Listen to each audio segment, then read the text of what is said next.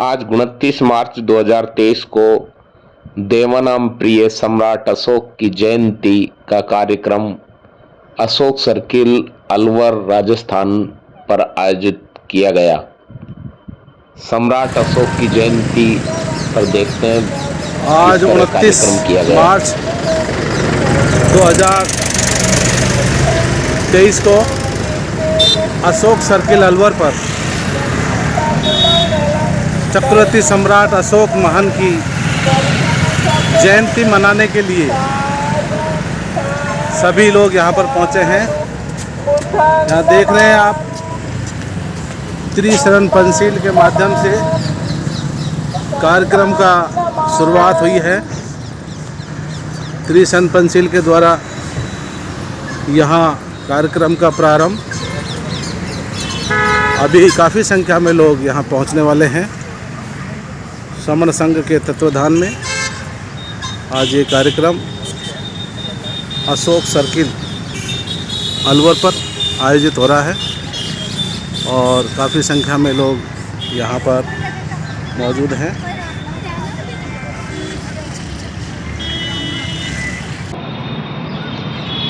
और बाबा साहब के चित्र के सम्मुख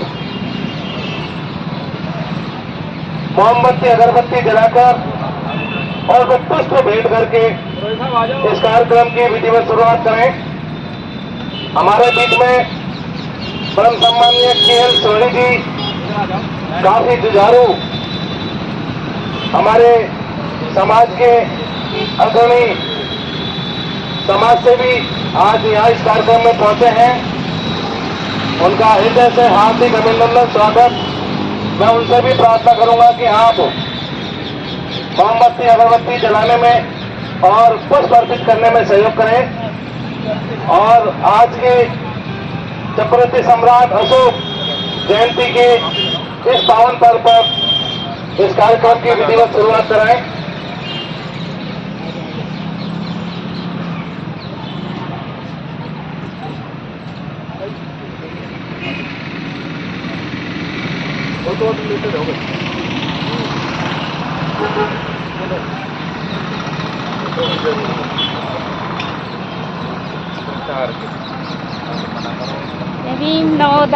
उपासिका राजकुमारी बहुत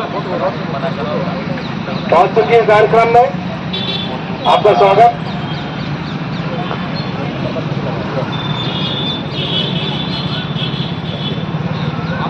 सुशीला बहुत जी भी पहुंच चुकी है। उनसे पहले उपासिका गंगा बहुत, कमला बहुत और मीनू बहुत पहले से ही कार्यक्रम में मौजूद हैं। महिलाएं आ जाओ। हाँ, महिलाएं सभी आ जाएं और पुष्प अर्पित करें।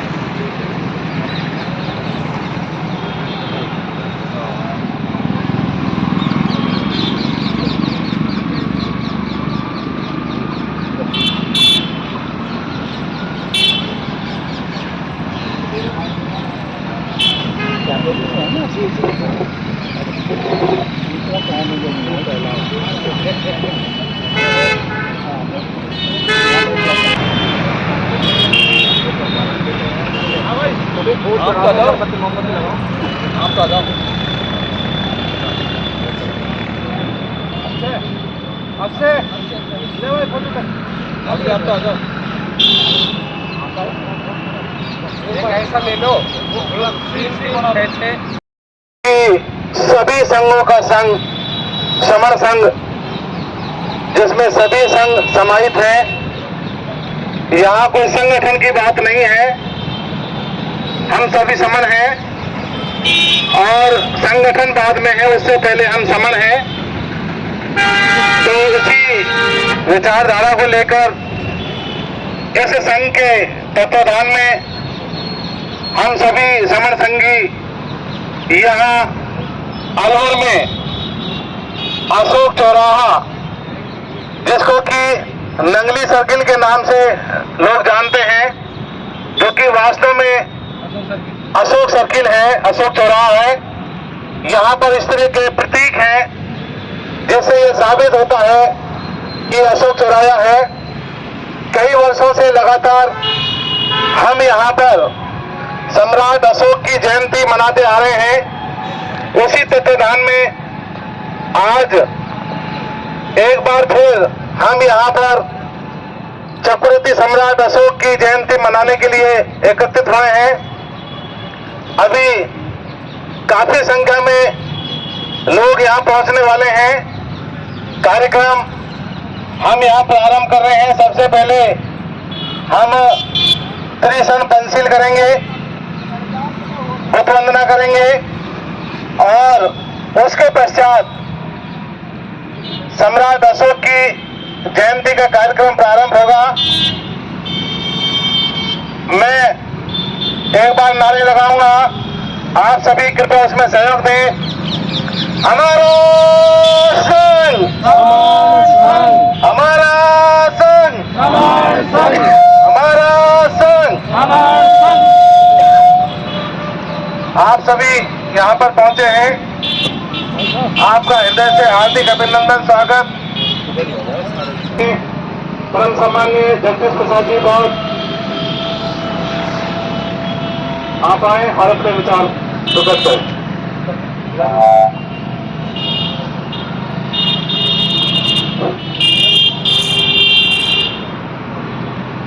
भगवान बुद्ध और बाबा साहब को नमन करते हुए चक्रवर्ती सम्राट अशोक की आज जयंती उत्सव पर उपस्थित समण संघ के सभी समण भाई बहनों को मेरा सभी को जय भीम, नमो बुद्धाय, संगम नमामि।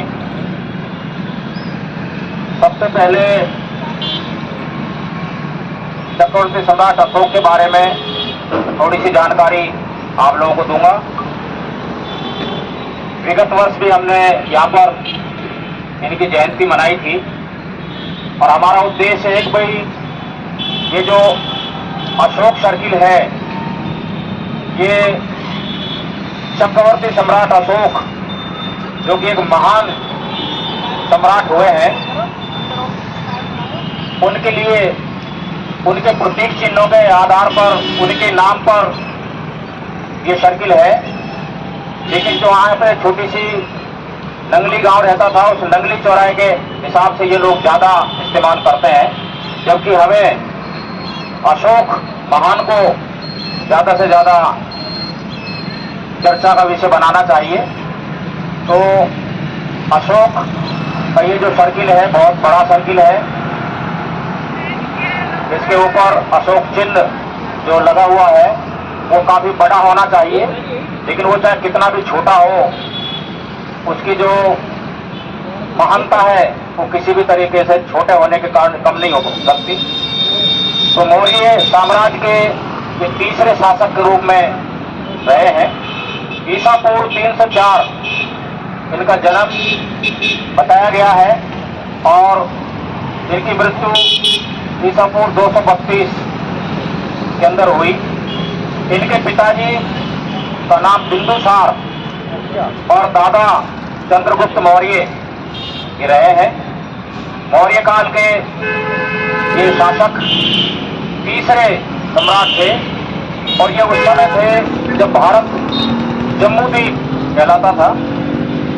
और इसके अंदर जो ये पड़ोसी समय अलग देश बने हुए हैं, भूटान है, म्यांमार है, श्रीलंका है, अफगानिस्तान है, पाकिस्तान है, ये सारे के सारे, बर्मा, तिब्बत, सारे इस भारत का ही अभिन्न अंग थे। अखंड भारत था, क्योंकि एक देश के राजा को केवल राजा कहा जाता है। ये बहुत सारे राजाओं के ऊपर इनका शासन था, इसलिए इनको सम्राट की उपाधि। और ये सम्राट भी चक्रवर्ती, चारों दिशाओं में इनका राज था। तो उनकी आज हम जयंती मनाने के लिए यहाँ पर इकट्ठे हुए हैं। इनके जीवन काल की यदि अपन घटनाओं के बारे में जानकारी लें तो एक राजा का जो कर्तव्य होता है कि उनको समय समय पर युद्ध भी करना पड़ता है। उन्होंने भी अपने समय में युद्ध किए, लेकिन यदि हम वैज्ञानिक दृष्टिकोण से देखते हैं तो एक किसान भी पैदावार करता है और वो किसान जमीन को खोदता भी है, उसको जो जोतता भी है, उसको बुआई भी करता है, उसमें फसल भी काटता है और कीटनाशक दवाओं का इस्तेमाल भी करता है, क्योंकि फसल को यदि बचाना है तो उनको सब जो ये सारे काम करने पड़ते हैं। विज्ञान इस बात का सबूत है कि प्रत्येक पौधे में भी, कीटों में भी उसी तरह की जो है जीव रहता है, यानी कि एक तरह से वो जीव हत्या करता है लेकिन हत्यारा नहीं कहलाता। इसी तरह से चक्रवर्ती सम्राट ने अपने समय पर जो लड़ाइयाँ लड़ी वो देश और प्रजा के हक में थी, इसलिए उसको किसी भी तरीके से हम हत्यारा नहीं कह सकते। लेकिन जो कलिंग का युद्ध लास्ट में जो हुआ, उस कलिंग के युद्ध के अंदर बहुत ज्यादा रक्तपात हुआ, बहुत सारे लोग आज जो है उनकी जाने गई। उसको देखने के बाद जो मंजर था वो बहुत ही अच्छा नहीं था। वहां से एक बौद्ध भिक्षु भी निकल के जा रहे थे, उनको जब उन्होंने देखा तो बिना किसी परेशानी के वो निकलते हुए चले जा रहे थे, तो उनसे उन्होंने कहा कि आपको ये कैसा लग रहा है, क्या है ये? तो उन्होंने कहा भाई ये सब तुम्हारे कारण हुआ है कि हाँ ये मैंने जो है इस पर विजय प्राप्त कर ली है आज कलिंग पर और मैं युद्ध जीत गया हूँ। तो उन्होंने कहा भाई आप बिल्कुल देश में आपने जो है जीत गए होंगे, लेकिन इस तरह की जीत को हम जीत नहीं कहते। इसमें कितने लोगों को जो है मृत्यु के घाट उतारा है, कितने हिंसा हुई है, तो इस तरह की जो हिंसा है वो गलत है। युद्धों को से आदमी को नहीं, आप जो है प्रेम से लोगों को जीतो, अच्छी शिक्षाओं से लोगों को जीतो, तो उनका हृदय जो है परिवर्तित हुआ कि तुम जो है अपने आप को ये कहते हो मेरी जीत हुई है, वो तुम्हारी जीत नहीं है, वो तुम्हारी हार है। इस तरह से जो जीती हुई बातें हैं उनको हम जीत नहीं कह सकते। तो बौद्ध भिक्षु के शरण में आने के बाद में उन्होंने धम्म को समझा और धम्म की शरण में गए। और धम्म की शरण में गए ऐसे ही नहीं गए कि 4 तरह के बौद्ध होते हैं। खाली एक तो ऐसे बौद्ध हैं जिन्होंने बौद्ध का ठप्पा लगा रखा है, अपने नाम के आगे बौद्ध लिखते हैं केवल, और बाकी सारे काम वो उसी तरह से करते हैं जो अन्य लोग करते हैं, कोई परिवर्तन नहीं है। कुछ लोग जो है संस्कार भी कर लेते हैं, लेकिन संस्कार के साथ भी उनमें परिवर्तन दिखाई नहीं देता। लेकिन असलियत में जो बौद्ध है वो सही आचरण करें, शीलों का पालन करें, उसी को हम बौद्ध कहते हैं। तो उन्होंने, सम्राट अशोक ने अपने जीवन के अंदर जब कलिंग के युद्ध के बाद में धम्म की शरण ली तो उन्होंने विश्व के अंदर जो है ये पताका फैलाई और बौद्ध धर्म को जो है बहुत आगे तक उनकी शिक्षाओं को फैलाया। क्योंकि बौद्ध धर्म के अंदर 5 शील हैं और वो जो 5 शील है वो इतनी शानदार शील है कि व्यक्ति के जीवन को ऊंचाइयों तक ले जाने के लिए पर्याप्त है। और उन शीलों को यदि कोई अपनाता है तो उस व्यक्ति से किसी को किसी भी तरह का कोई डर और कोई खतरा नहीं है। इस तरह से जियो और जीने दो की राह पर मध्यम मार्ग को अपनाते हुए ये धम्म है, जिसका नाम होता है, धम्म का अर्थ होता है सदाचरण, यानी कि सही आचरण, अच्छा आचरण, जिससे किसी को कोई कष्ट ना हो, सभी का मान सम्मान बरकरार रहे। तो वो पताका उन्होंने फहराई आजीवन। और उसके साथ साथ अपने जो बच्चे हैं उनको भी धम्म के लिए दान दिया। संघमित्रा और धम्म इनका महेंद्र, ये दोनों ही बच्चे जो हमारे श्रीलंका है उस श्रीलंका के अंदर गए और उन्होंने वहाँ पर धम्म का प्रचार प्रसार किया। इस तरह से जो है अशोक धम्म के प्रति मतलब सफल रहा और पूजनीय रहा। इसके साथ साथ जो अशोक महान है वो क्यों कहलाए महान, उसका एक कारण तो ये है भाई 5 शीलों पे देश को चलाने के लिए इन्होंने चारों तरफ अपनी जो शिक्षाएं फैलाई भगवान बुद्ध की। दूसरा ये था कि उनकी यादगार में 84,000 स्तूप, क्योंकि जहाँ कहीं भी प्रतीक चिन्ह बन जाएगा किसी चीज का और लोग वहाँ इकट्ठे होंगे बुद्ध विहार के अंदर, तो बुद्ध की शिक्षाएं वहाँ पे दी जाएगी। और बुद्ध की शिक्षाओं में 5 शील हैं, तो जगह जगह सब व्यक्तियों को वो शील मिलेंगी। इसलिए वो जो है एक अच्छा वातावरण बनेगा। तो 84,000 स्तूप इन्होंने अपने जीवन काल में बनवाए थे। दूसरा, इन्होंने अपने समय में खाली व्यक्तियों के लिए चिकित्सा घर नहीं, यानी कि हॉस्पिटल नहीं, बल्कि जानवरों के लिए, पक्षियों के लिए भी इन्होंने ये हॉस्पिटल बनवाए थे। पानी की व्यवस्थाएं, बावड़ी कुओं की व्यवस्थाएं और सड़कों की व्यवस्थाएं, ये सारी की सारी इन्होंने प्रजा से ये कह रखा था कि यदि कोई आदेश निकलता है शासन का और कोई उसका अमल नहीं करता है तो उसे मुझे बताइए ताकि मैं समय पे उसकी पालना करा सकूं। और जनता की जो चिंता थी वो सबसे ज्यादा थी। तो प्रत्येक प्रजा इनके कार्यकाल में सुखी थी और आनंदित थी।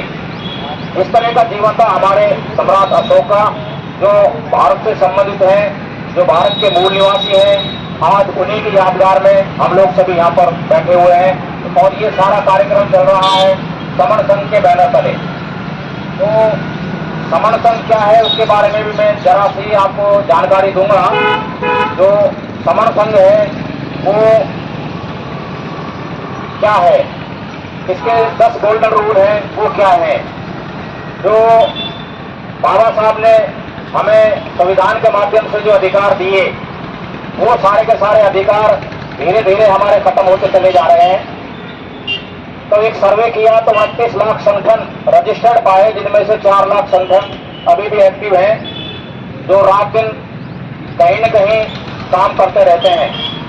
लेकिन जो असलियत में जितना उनको काम करना चाहिए था, उस काम से भटक कर छोटे छोटे उद्देश्य उन्होंने बना रखे हैं और उन उद्देश्यों पे काम करते रहते हैं। और संगठन की विशेषता होती है कि पद प्रतिष्ठा मंचमाला के माध्यम से लोग उन पदों पे भी आना चाहते हैं। पदों पे आने के बाद में वो जो है पदासीन रहकर वहां से जाना भी नहीं चाहते और एक दूसरे की टांग खींचने में लगे रहते हैं। कुछ समय बाद वो संगठन जो है वो बिखर जाता है। तो संगठन बिखर गया। हमने कहा, बाबा साहब ने कहा भाई संगठित रहना, लेकिन हमने संगठन बनाए और संगठन बना बना करके हम उन संगठनों में रहते हैं और हम एक दूसरे के संगठनों में जाना भी पसंद नहीं करते। तो बिखरे हुए हैं, हमें इकट्ठा होना चाहिए था। समण संघ सभी को इकट्ठा कर रहा है, क्योंकि उनका सिद्धांत है कि जुड़ेंगे तो जीतेंगे। जितनी जल्दी जुड़ेंगे उतनी जल्दी हम जीतेंगे, और जहां जहां हम जुड़े हैं वहां वहां जीते हैं। और जब जब भी जुड़ेंगे तब तब हम जीतेंगे। तो जिद हमारी जुड़ने की है, सबको जोड़ेंगे। संविधान ये कहता है कि 51% लोग एक साथ यदि इकट्ठे होकर के आ जाएंगे तो मैं उनके हकों को तुरंत दे दूंगा। कभी SC/ST का जो एक्ट है वो हमारा खत्म किया जा रहा है, कभी हमारे आरक्षण पे कुठाराघात किया जा रहा है। जो राजनीतिक आरक्षण हमारा केवल 10 साल के लिए था, उसको बिना मांगे 20 साल के लिए, कभी 30 के लिए, कभी इस तरह से बढ़ाते हुए आगे खत्म नहीं कर रहे हैं। और जो हमारा शिक्षा का था और जो पोस्टिंग वगैरह का था, नौकरियों का जो रिजर्वेशन था, उसको रोजाना खत्म करने की बात आती है। कहीं पर जो है वो तरह तरह के नियम और उपनियम बना करके उन जगहों को ही नहीं निकालते हैं, ताकि जो है हमारे लोगों की भर्तियां उसे पूरी तरह से होती नहीं है। तो हमारे ये अधिकार खत्म होते चले जा रहे हैं। उनको प्राप्त करने के लिए संयुक्त रूप से हम यदि इकट्ठे हो जाएंगे तभी जाकर के हम बचा पाएंगे अपनी पीढ़ियों को भी, वरना ये धीरे धीरे सारा मामला खत्म होता जा रहा है। ये जो समण संघ है, इसके जो सदस्य है वो जन्म से ही समण है, क्योंकि यहाँ पे यदि हम भारत की स्थिति को देखें तो 2 तरह की कल्चर है, एक समण है, एक बमण है। तो जो बमण नहीं है वही समण है। तो यहाँ SC/ST, OBC और माइनॉरिटी ये सारे मिलकर के लगभग 85% से भी ज्यादा हैं, ये सभी समण हैं और ये इसके सदस्य हैं। चाहे उन्हें इस बात का पता हो या ना हो, वो सभी लोग आप समण हैं और एक साथ बैठने के अधिकारी हैं। इसमें चंदा कभी नहीं। तो चंदा कभी नहीं का मकसद ये है कि चंदा तो समण संघ के अंदर भी होता है, लेकिन लोग कहते हैं साहब ये भी चंदा उगा रहा है। वो चंदा इस तरह का है कि जो भी काम हमारा आया वो सभी लोगों को बराबर बराबर हिस्सों में बांट दिया और वो काम हमने पूरा कर लिया। तो इस तरह की जो व्यवस्था है वो जो करते हैं, अभी वो व्यवस्था नहीं है। इतना सारा अनाप शनाप चंदा उगा दिया जिसका कोई हिसाब किताब नहीं है। तो वो चंदा जो है इसके अंदर नहीं है। बड़ी समितियों के अंदर आने जाने का किराया, वहाँ भवन में जो है व्यवस्था जो होती है उसमें बैठने उठने का व्यवस्था जो है सहयोग इसमें भी लिया जाता है, लेकिन इस तरह का चंदा नहीं है कि वो बहुत ज्यादा मात्रा में ले लें और वो खर्चे के रूप में अनाप शनाप पड़ा रहे, फिर उसकी कैश को भरते फिरो, ऑडिट कराते फिरो और लोगों को बताते रहो साहब ये है। तो इल्जाम ना लगे, इसलिए चंदा कभी नहीं। इसका दूसरा गोल्डन नियम है। तीसरा गोल्डन नियम है इसमें जाति अभ्यास कभी नहीं, क्योंकि बाबा साहब ने भी जो जातियां हैं, क्योंकि पहले जो मनुस्मृति थी उसके अनुसार जो जातियां पहले वर्ग बने, ब्राह्मण, क्षत्रिय, वैश्य, शूद्र, और उसके बाद में 6743 जातियां बनाई। उनसे भी जब काम नहीं चला तो उन जातियों में लोगों को बांट दिया। लेकिन जब संविधान बना तो संविधान के अंदर ये जो जातियां हैं उनको बाबा साहब ने केवल 4 वर्गों में बांट दिया। SC है, ST, OBC और सामान्य है। तो हम केवल SC से यदि जाने जाएं तो वो हमारे लिए सबसे उत्तम होगा। हम जब ही जुड़ पाएंगे। पहले हम जो सारे SC हैं, चाहे वो कितनी भी उपजातियां हों, वो सब एक साथ उठे बैठे, एक साथ बेटी व्यवहार करें, एक साथ आना जाना चालू करें, तब जाकर के हम सब यूनाइट होंगे। और यूनाइट होने पर ही हमारा इलाज होगा, इसके अलावा हमारा कोई और इलाज नहीं है। जब हम एससी इकट्ठे हो जाएंगे, फिर हम एसटी से बात करेंगे, फिर हम ओबीसी से बात करेंगे, फिर माइनॉरिटी से बात करेंगे, और इनमें से जब हमारे 4% लोग आगे एक साथ बैठ जाएंगे तो सारे अधिकार हमारे पास हो जाएंगे और हम देने वाले बन जाएंगे। लेने की बात कर रहे हैं अभी, हम मांगते फिर रहे हैं, जब हम देने वाले बन जाएंगे। तो ये जाति अभ्यास इसमें कभी भी नहीं है। समर संघ में जितने भी लोग जाते हैं, कौन किस जाति का है, कोई जाति नहीं पूछेगा उसके अंदर, सब एक साथ बैठेंगे। एससी एसटी ओबीसी माइनॉरिटी ये सब एक साथ बैठेंगे और वो सभी समर हैं। चौथा इसका गोल्डन नियम है, केवल संघवाद या केवल संघ की बात की जाती है, क्योंकि संगठनों ने अपना जो उद्देश्य वो पूरा नहीं किया, हम लोग सब फट गए, इसलिए संगठनों से काम नहीं चलेगा। संगठन टूटेंगे तब संघ बनेगा। और जब ये संघ है जिससे हम सब एक जगह पे बैठे हैं, अभी 2 तारीख को जयपुर के अंदर एक महापंचायत होने वाली है, उसमें एससी एसटी के सभी साथी सब भाइयों को आह्वान किया गया है कि आप ज्यादा से ज्यादा आइए, और हम जब एक साथ बैठेंगे तब चर्चा करेंगे कि हमारे जो अधिकार है वो कौन कौन से जो खत्म होने वाले हैं, जिनको हम चर्चा करेंगे। यदि हम नहीं बैठेंगे तो हमारी आगे की पीढ़ियां भी हमें माफ नहीं करेंगी और उनके अधिकार छिन जाएंगे और उनकी हालत पुरानी हो जाएगी, जैसे पूर्व में हमारी स्थिति थी। तो 2 तारीख को आह्वान किया गया है, वो भी समर संघ की तर्ज पर ही पंचायत है, उसमें कोई पद प्रतिष्ठा मंचमाला नहीं है, किसी तरह का कोई स्टेज नहीं है, सब लोग एक साथ बैठेंगे, सब बराबर के आधार पर सबको बोलने का अधिकार होगा। तो ये संघ की बात करेंगे, नहीं कि कोई संगठन की बात करेंगे। तो संघवाद इसके अंदर है, संगठनवाद नहीं है। 5वां गोल्डन नियम है, पद प्रतिष्ठा मंचमाला कभी नहीं।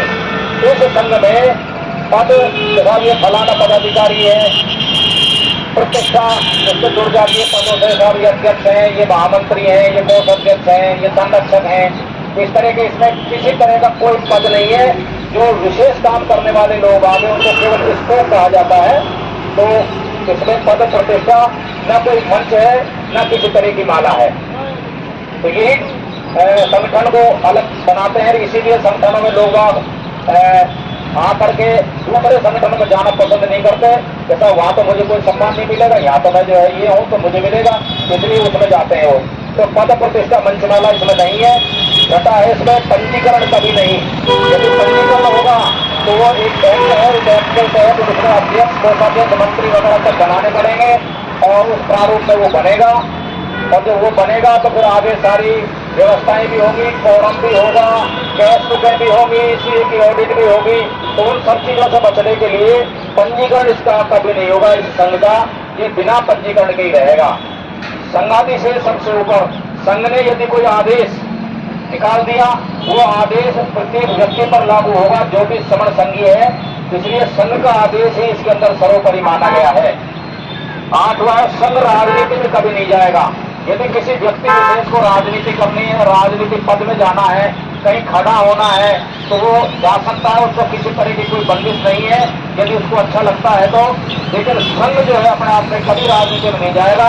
ये नहीं कि संघ ने कोई पार्टी बना ली है, तो इस तरह का काम इसके अंदर नहीं होगा। संघ घातक की वापसी संघ में कभी नहीं, ये नवा गोल्डन रूल है। यानी कि यदि किसी ने संघ के विरुद्ध कार्य किया और संघ में उसकी चर्चा होने के बाद उसमें ये नियम उन्होंने ये किया तो इसको संघ से बाहर निकालें, ये संघ की गतिविधियों के लिए हानिकारक है, तो यदि उसको किसी भी कारण से संघ ने बाहर निकाल दिया तो उसकी वापसी कभी नहीं होगी। इसलिए इसका जो नवा रूल्स बनाया, संघ घातक की वापसी संघ में कभी नहीं है। 10वां है इसके उपरोक्त 9 विनय संघ का आधार है, ये न कभी बदले जाएंगे, न खत्म किए जाएंगे और न कभी अमान्य किए जाएंगे। तो ये 10 गोल्डन रूल्स हैं, वो इसलिए है कि हम सब बराबर एक जगह पे बैठे, एक साथ बैठ करके हम जो निर्णय लें और निर्णय जो है लेकर के हम आगे बढ़े, अपने अधिकारों को प्राप्त करें।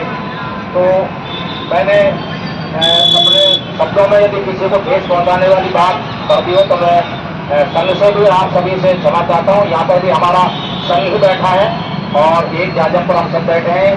बताई थी क्या होती है तर्क और विवेक की शक्ति, हम सबको बतलाई थी।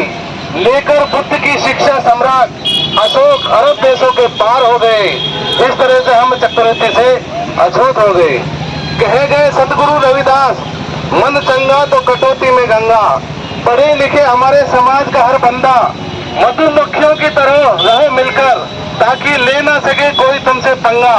पाकर ऐसा रहबर, पाकर ऐसा सदगुरु, परमात्मा के भी साक्षात्कार हो गए। इस तरह से हम चक्रवर्ती से अछूत हो गए। संतों महापुरुषों की बात ना मानी, होकर इस मनवाद के अंधेरे में करते रहे मनमानी। पढ़ लिख कर भी जो समझे वही समाज के गुनहगार हो गए। इस तरह से हम चक्रवर्ती से अछूत हो गए। तो ये जो कविता है उसमें हमारे इतिहास का जो वर्णन है, कहाँ कहाँ हमारे लोगों से गलतियां हुई है, उन गलतियों जिद है जुड़ने की और जुड़कर रहेंगे। तो जुड़ेंगे तो निश्चित रूप से हम सफल होंगे। इस प्रकार की भावना समर संघ की है और इस अवसर पर मैंने ये कविता प्रस्तुत की। आप सभी ने इसे धैर्य से सुना, ध्यान से सुना। मुझसे कोई गलती हो तो संघ मुझे क्षमा करे, क्षमा करे, क्षमा करे।